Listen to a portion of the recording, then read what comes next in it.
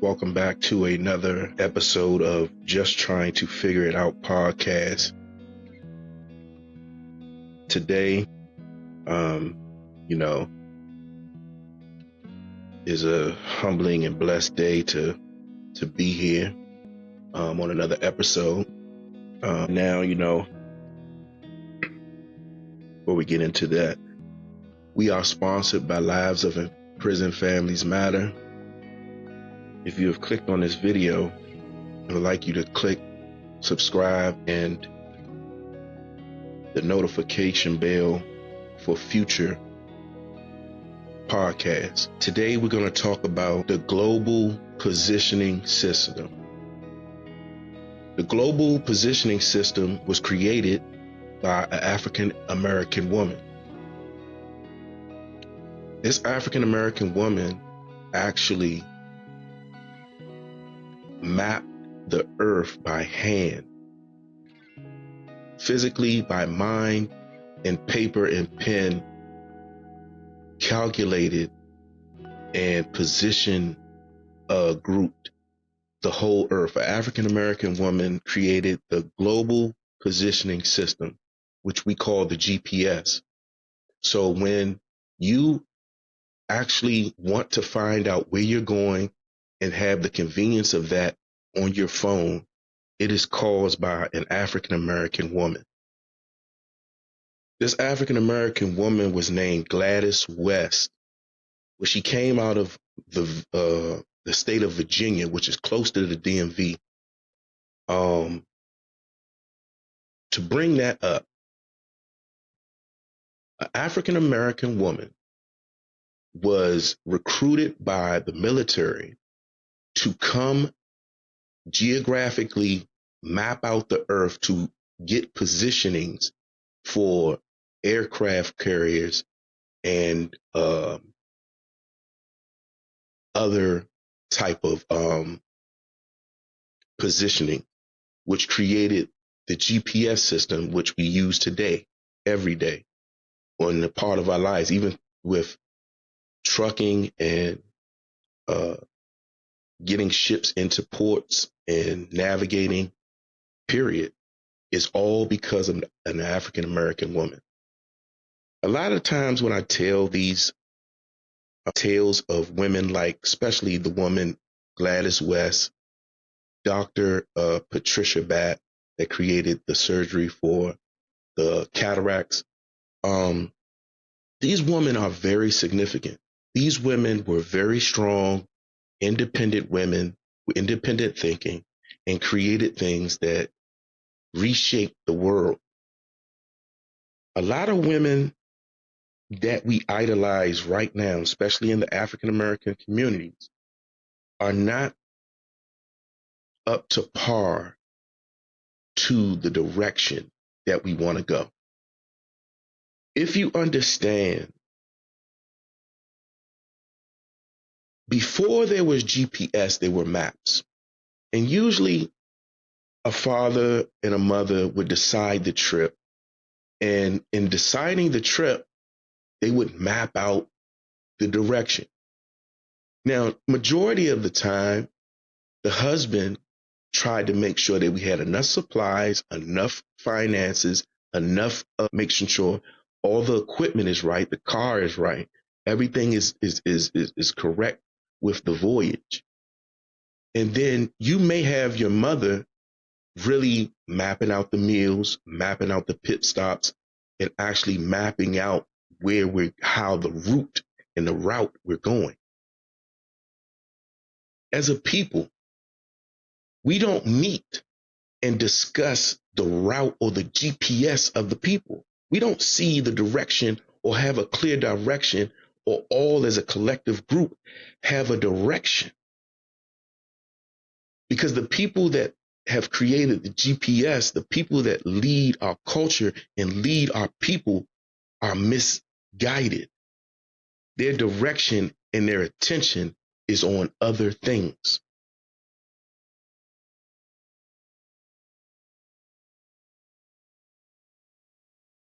If you look at the expectations of relationships right now, especially in our community. The expectations you don't expect from any other community. If a man gets with a Spanish woman or a Indian woman, he is really expecting that submissive, understanding femininity and a real attentiveness. When an African American woman dates someone out their culture, they don't expect the same as they expect out of their men. You would not enter into a relationship with a white man or an Indian guy or a Chinese guy with the same intentions and the same attitude as you would have if you were dating an African American man, because their culture would not accept it. They already accepted you, but they probably and most definitely are not going to accept your attitude and your antics because they already heard about it and they don't want to see it. They want to see if you could be better representation of what they've heard. So they're giving you the benefit of the doubt. So 9 times out of 10, I'm giving you, you're not acting the way you would act if you were dating or meeting an African American man's parents or in their family's functions. You're not going in there saying, I'm going to tear some stuff up because you're mad. You're going to think about it. And what we get away from because we lost so much direction with meeting, like, people don't realize when you think of the military or the police, they have their schedules a year, maybe 2 years in advance. They know what they're going to do, where they're going to be, when they're going to be off, when they're not going to be off at all times because they're prepared. They have a briefing and they have a debriefing. They have meetings and analyze data and understand things. As a people, as a culture, others do that. We don't because we have no direction. Our GPS has been directed to something of foolishness, of trying to get something, get a destination for free. No destination you're going to get to, you're not going to have to make some pit stops, eat and get gas. You're not going to not have to pay taxes along the way of your journey. And the way our leaders and the people that teach our culture are going right now, they're teaching our culture that we're going to take this trip for free with no GPS, with no mapping out. And you see for the last 25 to 30 years with the people that lead our culture and teach our children, we are in the misdirection of all time. We have not been more disdirected than we are right now. The young lady's name is Gladys West, the woman that has created the GPS, the young African American woman that has created the GPS. Our direction has been diluted and deterred and turned because we are acceptance of the illusion and the minority of things. We take the minority of things and the illusion and we want to believe it first with no investigation. I used to say this when I used to be in the streets. I used to say to guys that when new guys used to pull up, and they be saying, "Oh, that's my man from such and such," and I say, "Man, y'all sign all applications. Y'all fill out. Y'all accept all applications. Y'all don't do nothing. As long as this guy got a little of something that you like, or a little of something that you want, or you can utilize from him, you don't ask any more questions but face value. I need to dig a little bit deeper. I need to know who you are, your character. What has you been tested on?" And I see that our world has become acceptance and very very, very forthcoming in loving an illusion and getting something in of instant gratification for nothing. It's just like, if I can get it for nothing, I don't care who it came from or what strings come attached to it. And I'm gonna give you an example of that. Two examples of it. One time, I'm in a club, a dance club, and I'm talking to a young lady. I can't remember if she was a dancer or not, but I'm talking to the young lady, and one of my good friends pull up, to the bar beside me. Now, at this time, I don't have any jury. I mean, I'm just having a conversation with the young lady. Now, my man, he has a Breitling on, a Breitling watch. I mean, in the club, they got the blue, green, red lights or whatever. And I mean, the diamonds are hitting on this watch. Now, I'm having a conversation with this young lady. And as I'm having a conversation with her, I see her eyes just directly just lock on to my man's watch.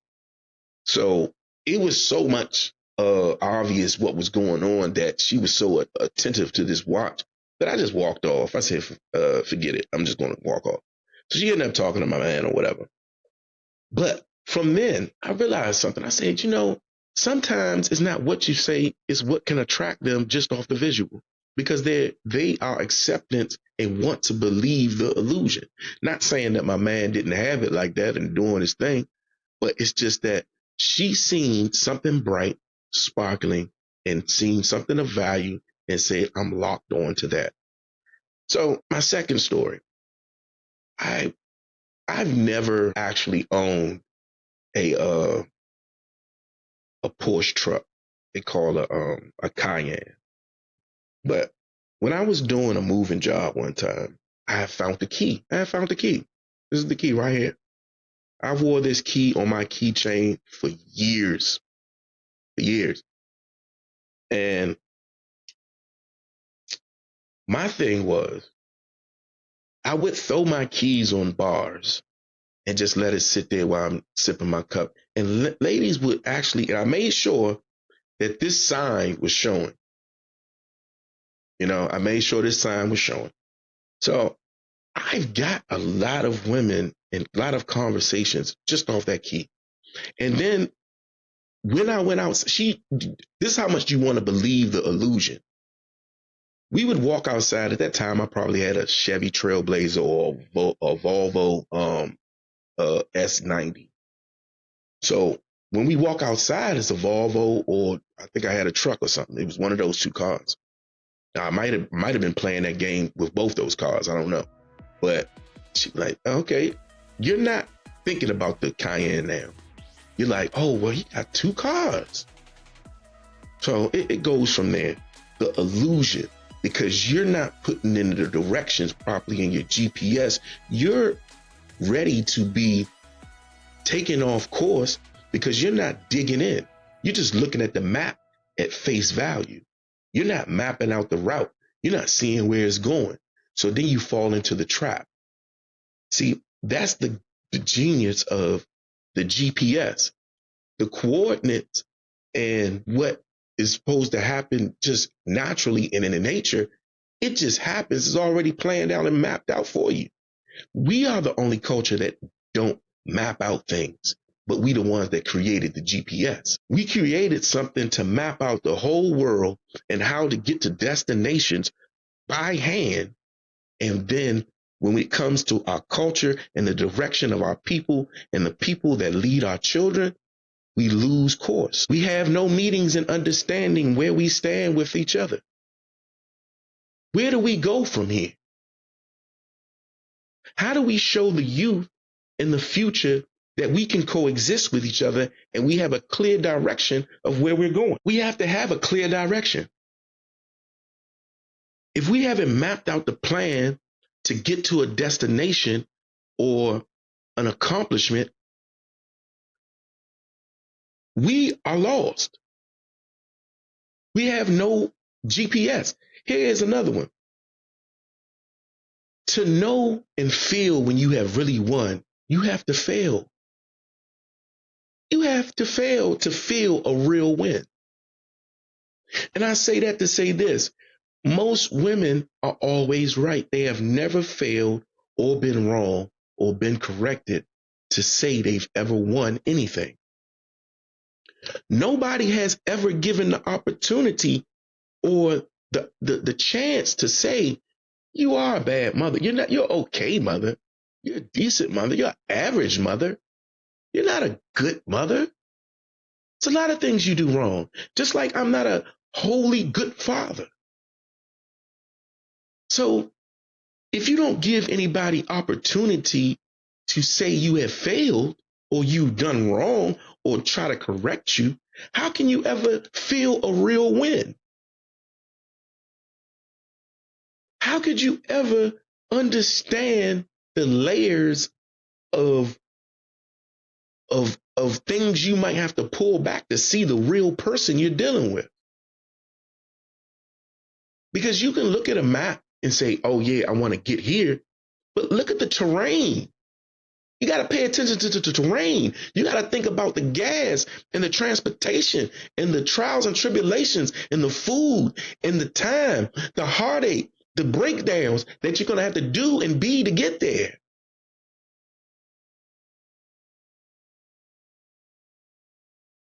Her name was Gladys West. She created the GPS, an African American woman.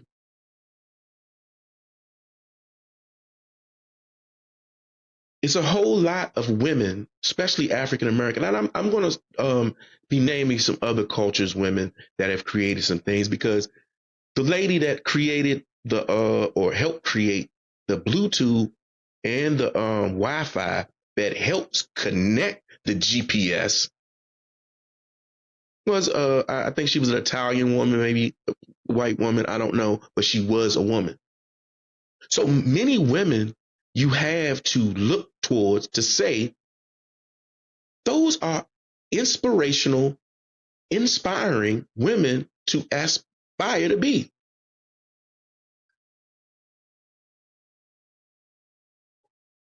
Where are we here? Where are we now? Are we at a state where the people that teach our culture and direct our culture don't have direction?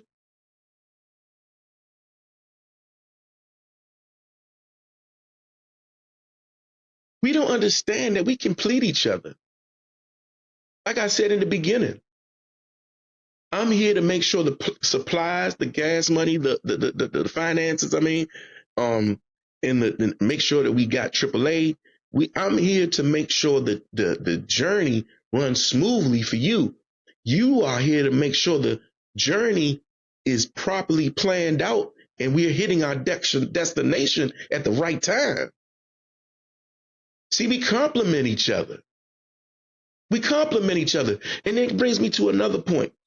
African American women like to say they're the most educated and the most aspiring to be business owners and bosses and things of that nature.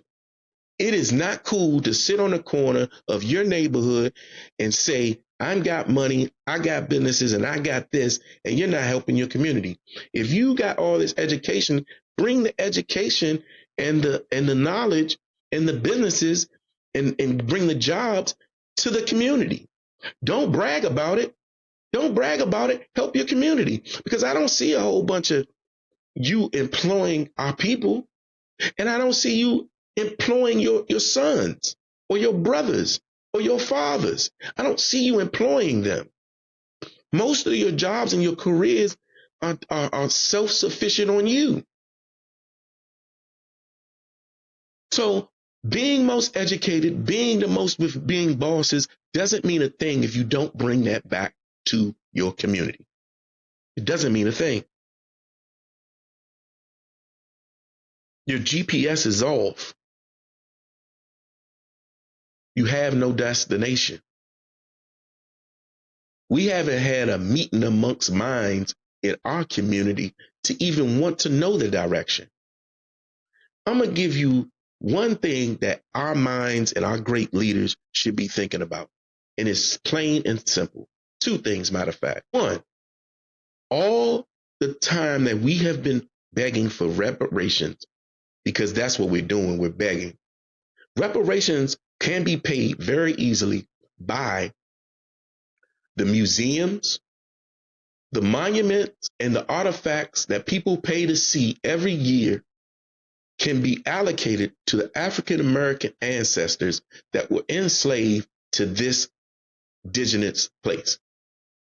All of those monies that come from museums, even the George Washington House, all the Gettysburg War sites, all of the White House tours and things of that nature can be allocated to African American people to give back reparations for helping build this country. We built the White House, we built Washington D.C., and we built those cotton and the sugar cane and those type of fields. You were built on sugar cane and cotton and hemp, in which they try to hide. They were very. George Washington was one of the largest distributors of hemp ropes. So what you think he was doing with the buds from those hemp plants when he was making ropes out the vines? So who was picking those? Who was picking those crops? So we should be allocated when you go see the Lincoln Memorial, or you go see whatever museum, the Black Wax Museum, or you go see the Black History Museum and stuff like that. The monies that are allocated from those sites should be allocated to African American people. That is your reparations, and it can pay you handsomely. And this is another thing. We should have stocks in sugarcane. We should have stocks in cotton. We should have stocks in Haynes. When you in Wells Fargo, Aflac, all of these people, did you know that the insurance companies, Aflac, Wells Fargo, were holders of insurance loans on enslaved people? Enslaved people had to be insured. If you lost your whole slave by fire or something like that, you had to be insured just like a car. So you know those companies that hid their names under Wells Fargo, Aflac, and State Farm, and all these other type of little entities that say they're insurance companies and banks now. Those are the same banks that held your insurance. You were the first stocks and bonds on the U.S. stock market. You were cattle. That's why you were called livestock. That's where that word comes from. So, in saying that, when we are inventing things like the mop strainer, we're creating cataract surgeries, we are creating dishwashers, we are creating 3D imaging, which goes on into a space and into surgeries to this day. GPS, what we use to this day, they use the African American woman to map out the earth so they can put bombs anywhere they wanted to. That GPS was not first made for human consumption. It was made for the military to be able to map out whenever they wanted to strike. And that doesn't make any sense when we are sitting here idolizing a person like Megan Thee Stallion. You're idolizing someone like Beyonce that hasn't created anything of significance, that created something that changed the world. This right here, what I do is mental health soothing for me. To understand and to research these things about these ladies and these people, and understanding the history of what went on, and the fathers that coached and led their children to greatness, like Serena Williams' father. You know, you got other people's fathers that were very instrumental in their life. Those women, you go look at their fathers. Go look at their fathers in their own upbringing. Malcolm X's father changed his life, but he changed it, and Malcolm didn't realize it till later on into his life. His father used to run with Marcus Garvey and them. He was destined to be who he was before he was a pimp, before he was robbing and stealing and selling dope. He was destined to be who he was before he even got there. It was already written. 9 times out of 10, you become what you're around. Most people just don't wake up one day and become a police officer, or wake up one day and become a doctor. Something significant had to happen in your life to change your direction.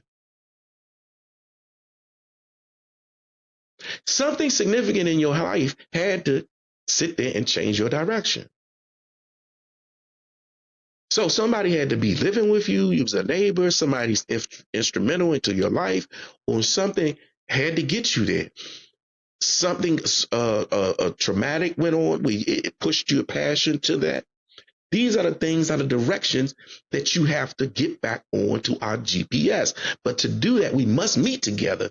We must understand we complete each other. To take this journey, we have to map it out properly. We have to make sure the supplies are there. We have to make sure that the finances are there to take the trip.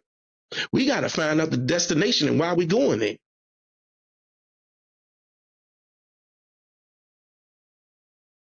But we just trying to figure it out. We just trying to figure it out podcast. And this is another episode. We're sponsored by Lives of Imprisoned Families Matter, which helps inmates try to get finances and phone calls that can help them in their process. I love our people and I love our women, and I want us to do better. I want us to be better. I want us to get a direction. Our GPS is on, but we have no destination. We have to find out where we're going, why we're going there, and what we're going to do when we get there. This is Just Trying to Figure It Out podcast. Easy Corleone, the Godfather.